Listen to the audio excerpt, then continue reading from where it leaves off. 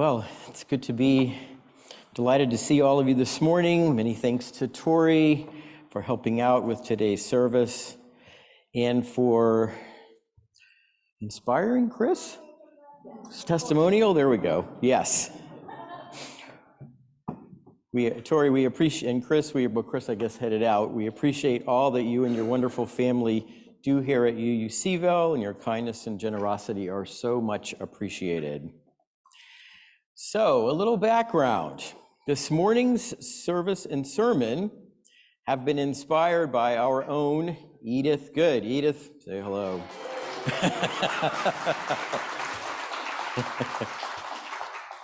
Last fall, I offered a sermon topic of your choice as part of our service auction.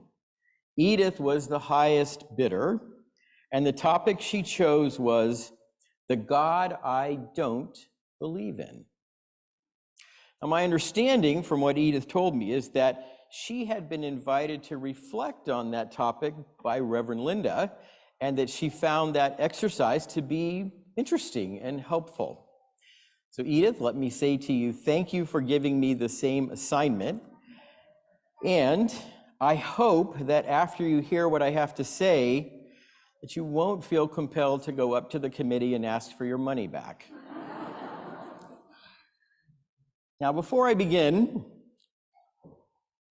let me acknowledge that preaching about the subject of God can be, how do I say this, tricky business in Unitarian Universalism.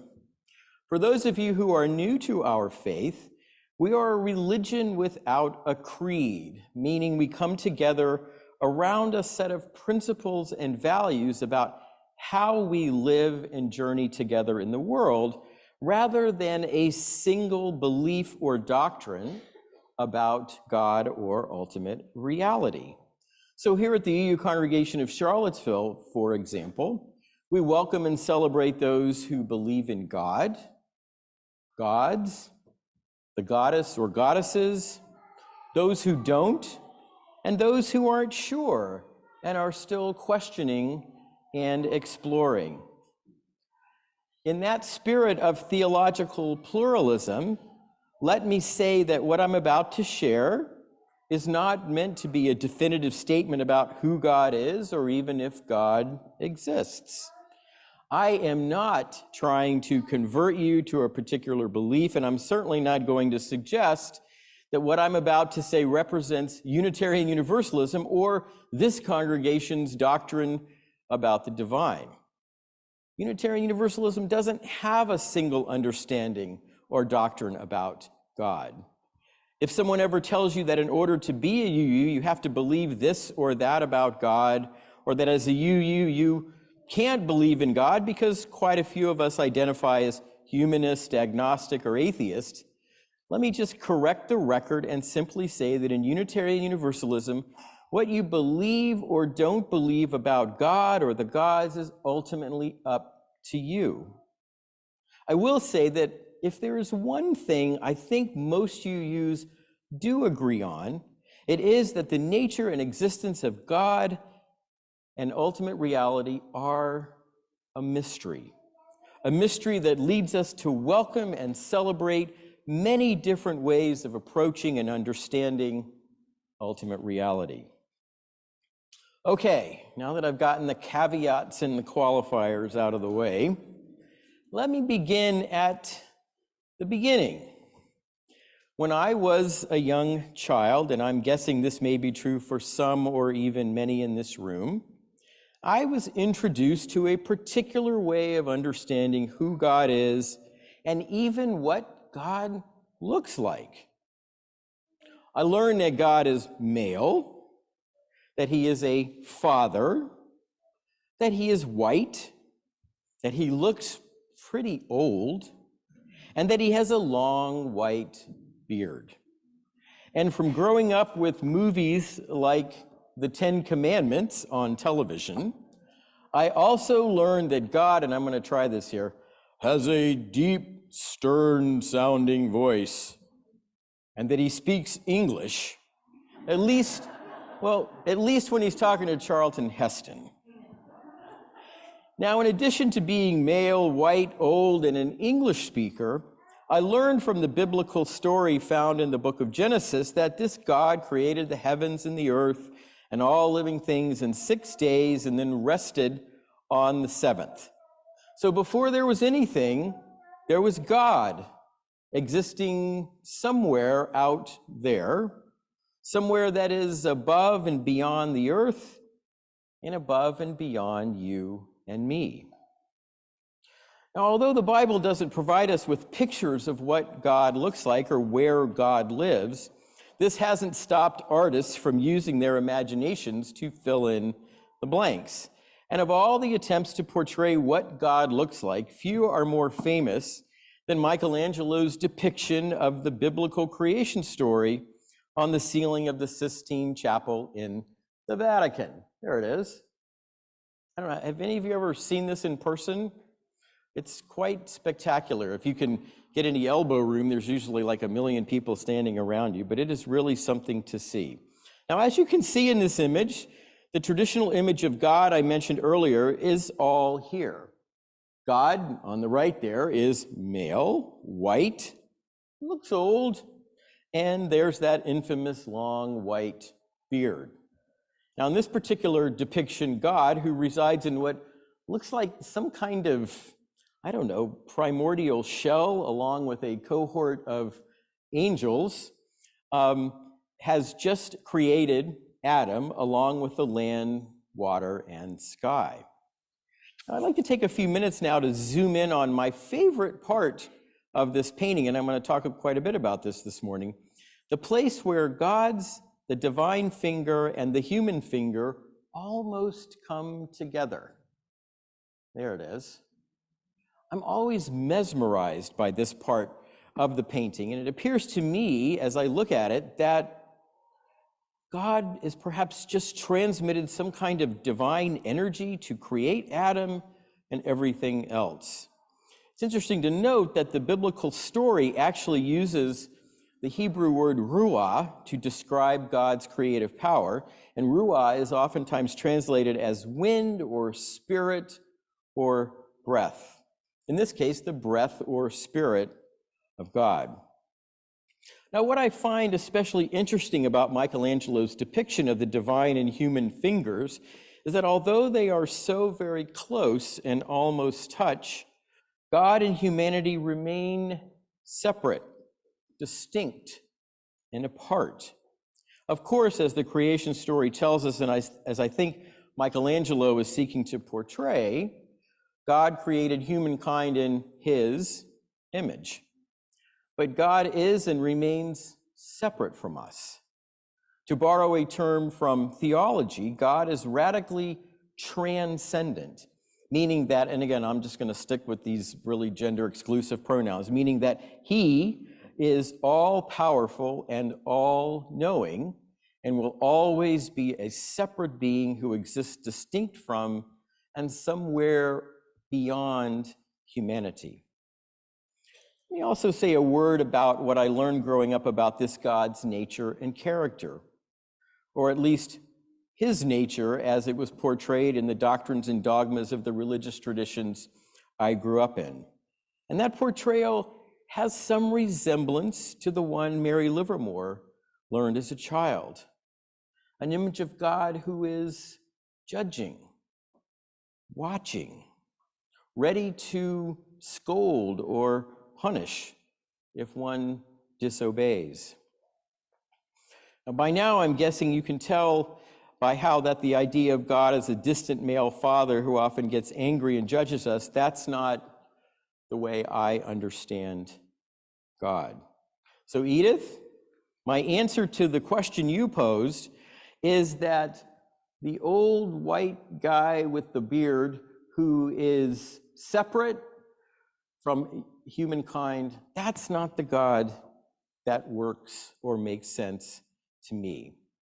And much like Mary Livermore, I don't believe in a God who rules with fear rather than love, punishment rather than compassion. I just don't, I'm like Mary Livermore, I guess. That's not what my heart is telling me about who God is or isn't. Now, before I tell you about the God who does make sense to me, I want to make clear that if you believe in, find truth in a transcendent God, or even in an old dude with a long white beard, I'm not here to tell you you're wrong or misguided. Again, as I said before, in Unitarian Universalism, God's existence in nature is ultimately a mystery. And when it comes to describing who God is, or even if God exists, my final answer must always be God only knows. So let me spend the rest of my time this morning sharing with you a different understanding of the divine, an understanding that sees God close up, not far away, and that conceives of God as a spirit of love and compassion that exists in us, among us, and especially between us. A spirit whose ultimate purpose is, as that wonderful poem from Wendell Berry says so beautifully, is to draw human beings together. A spirit that is exuberant and joyful when human beings love one another. And a spirit that exists not as some old guy sitting in judgment over and above us, but much more resembling a gentle little bird. And there's the bird chirping right there. What timing? A little bird hidden in the leaves, singing to us a song of love and peace. And one of the depictions that I want to share with you is actually the one I just showed you, the painting of Michelangelo's image of God and Adam on the ceiling of the Sistine Chapel. Take a look again at that close-up of the divine and the human finger. But rather than seeing one finger as human and the other as divine, imagine, how does it change the equation if we imagine that both fingers are human and that God is the loving energy that is drawing them towards one another? God in this view is not a being that is above and beyond us, but rather God is the loving connections and relationships that bring meaning and hope to our lives. That is the God I have come to know and experience in my life. One of my favorite religious thinkers is the Jewish philosopher Martin Buber. There he is. Buber is best known for articulating a vision of life as ultimately being about mutuality and dialogue, meaning that human beings are most authentically themselves when they are genuinely relating to and connecting with one another. Too often, Buber says, we don't take the time to truly see and understand the humanity of another. Instead, we treat them more as an object or an it, rather than as a fellow human being, or a thou, as Buber liked to put it. The key to living a happy and joyful life, according to Martin Buber, is to create relationships of true mutuality in which we love and accept one another for who we are, while at the same time growing together through a continuous dialogue, learning, and conversation. And it is from this view of life as relationship and mutuality that Buber's understanding and definition of God emerges. Rather than seeing God as a distant being who resides over and above us in judgment, Buber views God as the force that makes relationships of mutuality possible. Now, I'm going to share with you now Buber's one-sentence definition of God. I love it. I may read it 5 times. It is just so wonderful. This is what Buber says. Buber says, when two people relate to each other authentically and humanly, God is the electricity that surges between them. God is the electricity that surges between human beings when they relate to one another authentically and humanly. I have to tell you, I can't think of a better way to describe my experiences of the divine, experiences in which I have felt a presence, a force, an electricity that I have come to call God.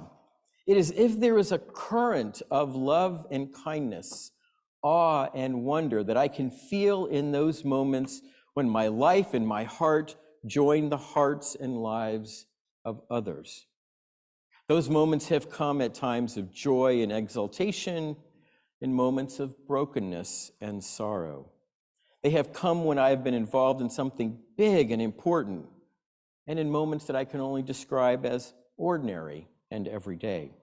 But what each of those experiences has in common is a connection that is so close and so intimate that it's almost as if in that moment, the rhythm of my life has joined the rhythm of all creation. So let me close by sharing with you one of those moments, one of those experiences of mutuality and deep connection. But before I do, I want to acknowledge how important another kind of experience has been for me, and I know for many of you. Moments of awe and wonder inspired by the beauty and majesty of nature and the natural world. I know I have been blessed with so many wonderful moments of indescribable beauty and peace in the presence of a sunset, a star-filled night sky, a vast and seemingly endless ocean, and so much more. Those experiences always leave me feeling so connected to the world around me and to the universe. In those moments, all my concerns and conceits, they just fade into the distance, and I am called back to the simple truth that I am a small part of a vast and awe-inspiring universe whose size and beauty take my breath away. A universe that, as one of our kids said, I'll never fully comprehend, but that I will always be able to call home. Now, the story I want to close with this morning begins with pain and brokenness and involves one of the hardest periods in my life. It took place about 20 years ago and involves my late mother, whose name was Mary.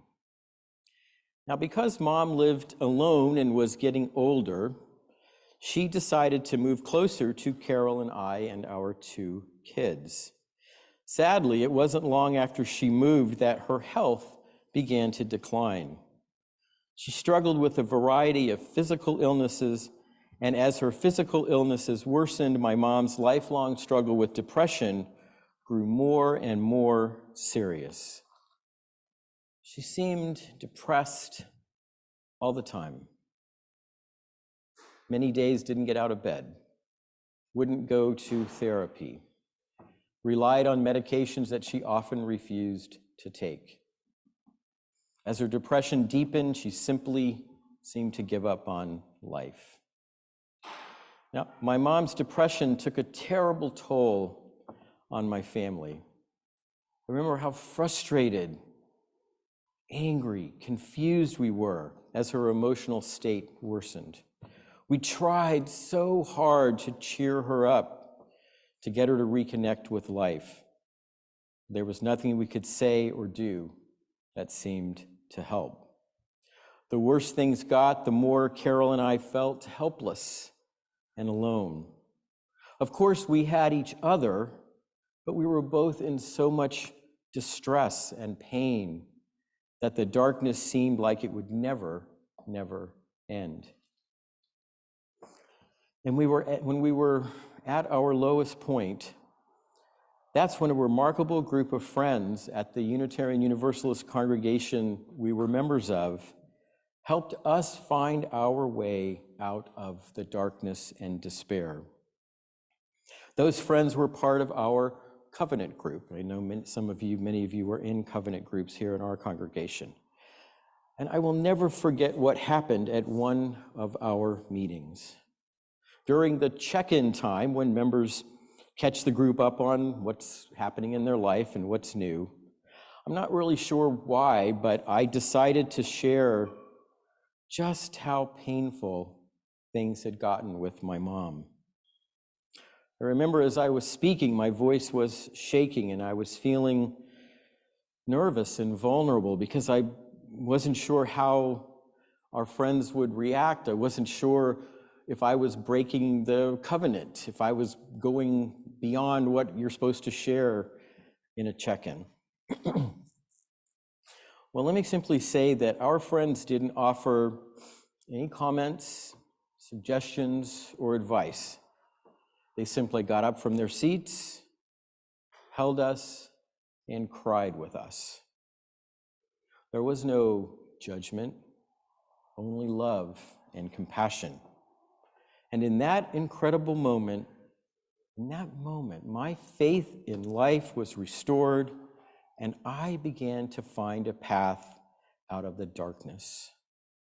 I just knew that we weren't alone, and that I was blessed to live in a world in which love is real and more powerful than all the pain and brokenness that I was experiencing. For that blessed moment, I was truly on sacred ground. And as I was being held and embraced by our friends, I felt a presence that was, I can only say, electric. I have come to call that presence God, and I believe with all my heart that when people come together to love and care for one another, God is most assuredly in that place. Not the old white dude with the long white beard, not the God who's keeping track of how many ways you need to be punished or judged. No, the God I welcome into my life is a loving and healing energy that is always calling me to extend a hand of friendship and love to others and to receive that hand when it is offered to me. And I have also come to believe that experiences like the one that I had that night point to something basic and timeless about the meaning and purpose of our lives. I believe that we are put on this earth to love one another, to care for one another, to help one another. That's why God comes alive in moments like the one I described. When we are giving and receiving love, we are living in harmony with the universe, again, that we will never fully understand, but that is always, always calling us to reach out, calling us to care, calling us to be that presence of love and compassion that stirs in every human heart and that offers us light in the midst of darkness. That's the God I believe in, the God who has blessed my life with love and compassion and hope. Edith, thank you for this assignment. I really appreciate it. You were my inspiration, and thank you all so very much for listening this morning.